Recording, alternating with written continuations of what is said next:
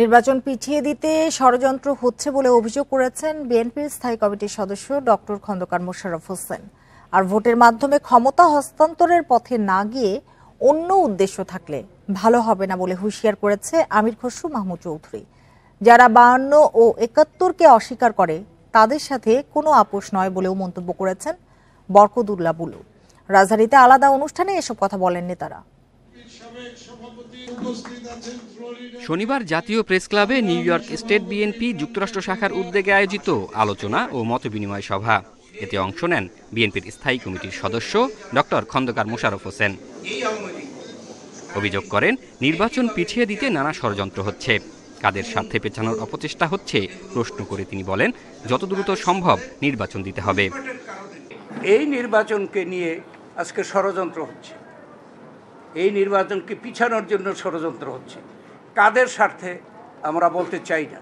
সরকার যত শীঘ্র নির্বাচন ঘোষণা করবে, দিন তারিখ ঘোষণা করবে, যেটা আমরা রোডম্যাপ বলেছি, যেদিন ঘোষণা করবে তারপরের থেকেই জনগণ নির্বাচনমুখী হয়ে যাবে। গণতন্ত্রের বাইরে অন্তর্বর্তী সরকারের অন্য কোনো উদ্দেশ্য থাকলে ভালো হবে না বলে হুঁশিয়ারি দেন বিএনপির স্থায়ী কমিটির সদস্য আমির খসরু মাহমুদ চৌধুরী। আর যদি কোনো উদ্দেশ্য হাসিলের জন্য বাংলাদেশের জনগণের মালিকানার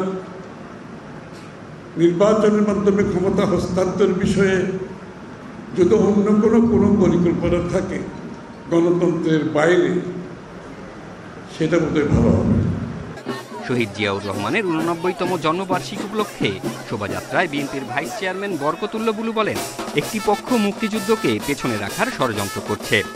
আমরা 71-এর 30 লক্ষ মানুষ বুকের তাজা রক্ত দিয়ে আমরা বাংলাদেশ স্বাধীন করেছি।